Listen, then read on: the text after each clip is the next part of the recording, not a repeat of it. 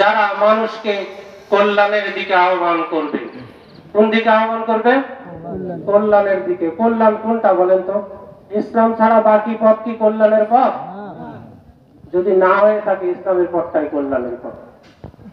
তারপর সৎ কাজের আদেশ দিবে, অসৎ কাজ বন্ধ করবে। এই তিনটা কাজ যারা করবে, একটা হলো মানুষকে কল্যাণের দিকে ডাকা, পক্ষান্তর ইসলামের দিকে ডাকা পরোক্ষভাবে। দ্বিতীয় দফা কাজ হলো সৎ কাজের আদেশ দেওয়া, অসৎ কাজ সমাজ থেকে বন্ধ করা। এই তিনটা কাজ যে কম, যে গোষ্ঠী, যে দল করবে, আল্লাহর ভাষায় ওই দলটাই হলো সফলকাম দল। আমরা নিজেরাই তিনটা কাজ করি এবং আপনাদেরকে করার জন্য বিনয়ের সাথে অনুরোধ করি, আহ্বান জানাই, দাওয়াত দিই। সুতরাং এই ভালো কাজে সহায়তা করা আমার মনে হয় আমার আপনার সকলেরই নৈতিক দায়িত্ব। কারণ কোরআন মাজিদের আর এক জায়গায় আল্লাহ বলেছেন, বিসমিল্লাহির রহমানির রহিম, মাইয়াশফা শাফাতান হাসানাতান ইয়াকুন লাহু নাসিবুম মিনহা ওয়া মাইয়াশফা শাফাতান সাইয়্যাতান ইয়াকুন লাহু কিফলুন মিনহা। অর্থাৎ এরকম ভালো কাজে আল্লাহ বলছেন, এরকম ভালো কাজে যারা সহায়তা করবে তাদের আমলনামায় কিয়ামত পর্যন্ত ওই ভালো কাজের সওয়াব যোগ হতেই থাকবে। অনুরূপ ভাবে যদি কোনো খারাপ কাজে আপনি সহায়তা করেন, আপনি সমর্থন ব্যক্ত করেন, আর ওই খারাপ মানুষ যদি খারাপ কাজ অব্যাহত রাখে, কিয়ামত পর্যন্ত ওই খারাপ কাজের একটা গুনাহের অংশ আপনার আমার আমলনামায় যোগ করা হবে। ঘোষণাটা কার? আল্লাহর।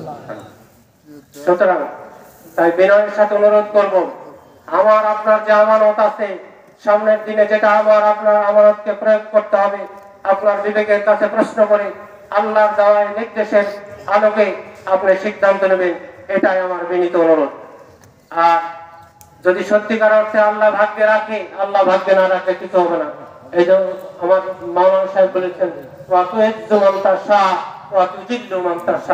আল্লাহ যাকে ইচ্ছা সম্মানিত করেন, যাকে ইচ্ছা অসম্মানিত করেন। এইটাতে আমরা বিশ্বাস করি, ঘোষণা আল্লাহ। সুতরাং যদি আল্লাহ ওটা ভাগ্যে রাখেন, আমি কথা দিতে চাই, এই রাষ্ট্রের একটি টাকার আমানতের খেয়ানত আমার দ্বারা হবে না ইনশাআল্লাহ। কোন অবৈধ পয়সা আমার এই শরীরে বিগত দিনে আমার জ্ঞাত অনুসারে ঢোকায় নাই, ভবিষ্যতের জীবনে কোনোদিন ঢোকানোর ইচ্ছা নাই। যেদিন আমার সংগঠন আমাকে নমিনেশনের জন্য ডিক্লার দিয়েছেন, সেদিনই আমি তাহাজ্জুদের নামাজ পড়ে আল্লাহর কাছে সেজদায় করে বলেছি, মাবুদ, যদি আমার পরকাল এটাতে নষ্ট হয়, তুমি এটা আমার ভাগ্যে দিও না। আর যদি আমার পরকালের ক্ষতি না হয়, তাহলে আমাকে, কারণ আমার বয়স 57 বছরের ঊর্ধ্বে, আমার আর পাপ করার সময় নেই, এখন ক্ষমার সময়। আমি আল্লাহকে ভয় করি, কবরকে ভয় করি। সম্মানিত ভাইরা, আমি বলতে চাই, এই রাষ্ট্রের যে সমস্ত অনুদান অবদান, যে সমস্ত প্রজেক্ট আসবে, এগুলো নেওয়ার জন্য আমি ডাক্তার আব্দুল বারী, আমি এবং আমার দলকে 1 টাকারও ঘুষ দিতে হবে না।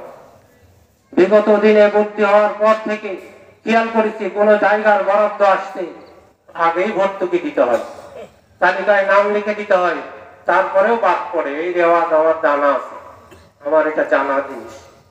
এই জিনিসটা আর আমার দ্বারা সংগঠিত হবে না ইনশাআল্লাহ। আর আমার মায়েদের উদ্দেশ্যে বলতে চাই, মায়েরা ভয় করেন ইসলাম কায়েম হলে নাকি তারা ঘরের মধ্যে আবদ্ধ থাকবেন। ইসলাম আসলে সেই ধর্ম নয়, ইসলাম সর্বাধুনিক একটা ধর্ম। রাসূল সাল্লাল্লাহু আলাইহি ওয়াসাল্লামের সহধর্মিণী আমাদের মা খাদিজা রাদিয়াল্লাহু তাআলা আনহা আরব বিশ্বের সবচেয়ে ধনী এবং বড় ব্যবসায়ী ছিলেন, আপনারা জানেন। রাসূলের সহধর্মিণী যদি ব্যবসা করতে পারেন, আমার বউ কেন পারবে না বলেন?